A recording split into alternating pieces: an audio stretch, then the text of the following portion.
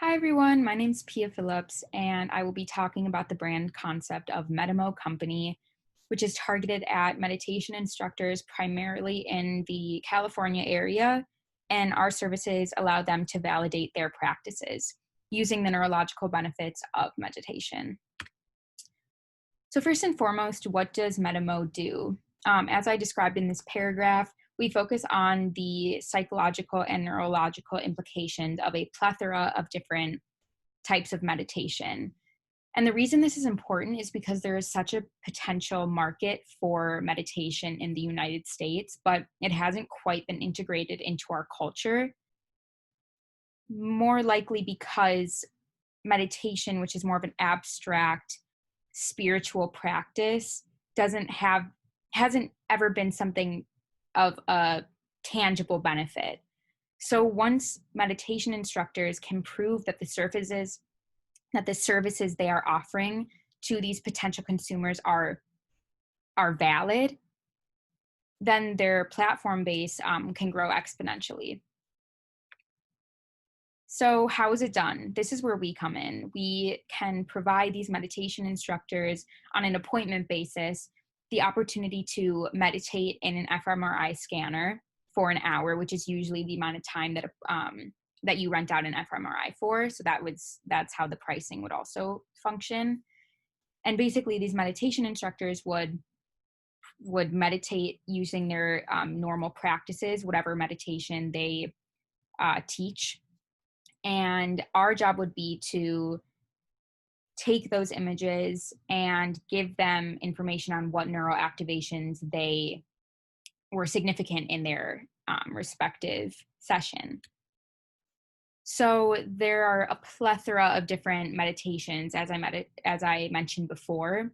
However, in the United States, there are four most common ones practiced, which is the ones that our company would be focusing on. As you can see, there's compassion-based meditation, mantra meditation, sahaja meditation, I may have not pronounced that correctly, and mindfulness meditation. And although there are some overlapping structures, inevitably, each meditation has pretty differentiated neural structures that are activated throughout the duration of meditation for these specific practices. So starting with compassion-based meditation, primarily the frontal cortex, the higher functioning area of the brain, is activated, while the amygdala and TPJ, which are part of the limbic system, are also activated. Going to mantra meditation, there is actually a decreased activation in the DMN, which is the default mode network, and that area is primarily activated while egocentric thinking is occurring. And also with mantra meditation, we can see an increased activation in the bilateral hippocampal activation, which is primarily associated with memory. For sahaja meditation, primarily the right anterior cingulate cortex is activated, and this is actually attached to the frontal cortex, which, as I mentioned before, is responsible for that higher end functioning.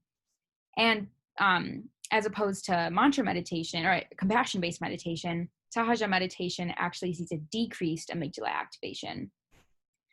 And then last but not least, mindfulness meditation is more of a generalized approach to meditation. There isn't a super specific function that ensues with mindfulness meditation, but so that's why there's more of a variety of what is activated. So you see activation in the hippocampus, the insula, the ACC, and the orbitofrontal cortex.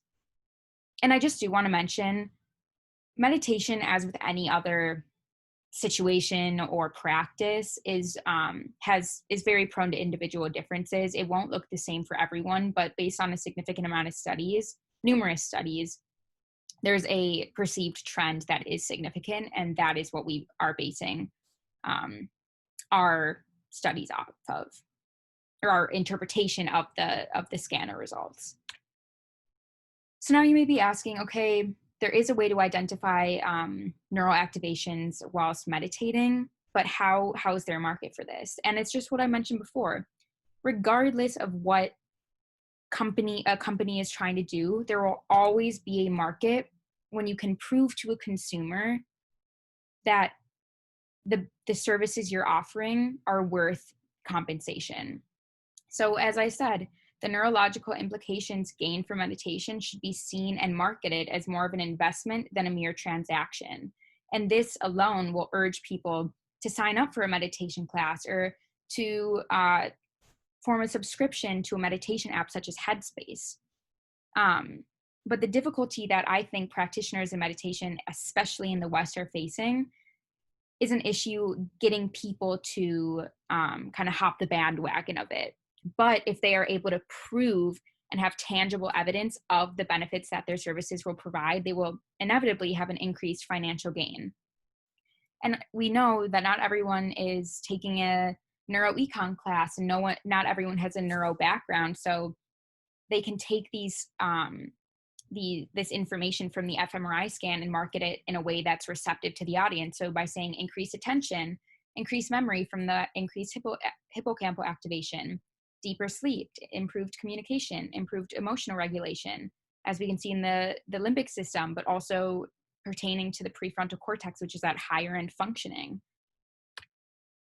Now to get onto the financials, first and foremost, the cost of the scan would be $700 off the bat. So that'd be the first out-of-pocket expense.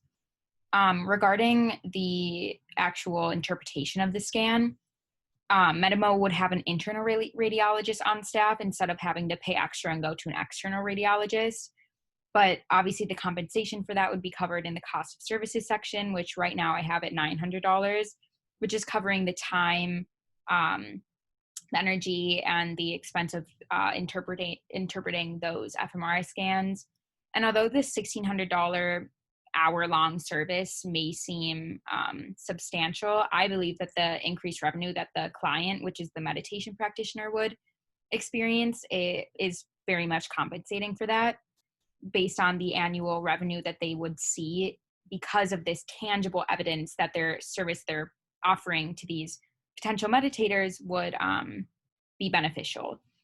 So taking that total cost, our gross margin of income would be about $900. And although this seems pretty small for the extent of the services we're providing, taking the minimum number of meditation centers in LA, which is 20, multiplying that by that $900 gross margin, the minimum value could see in LA would be around $18,000. And that's only looking at LA. There are a plethora of different meditation centers all throughout California, and not to mention all around the US. So that's why there is definitely a market and a foreseeable profit for a company like MediMo. Here is the quad presentation layout that I made. So it just covers exactly what we talked about in the presentation, basically how it's done, what we do, what we're looking for, and the overall financials. So thank you very much.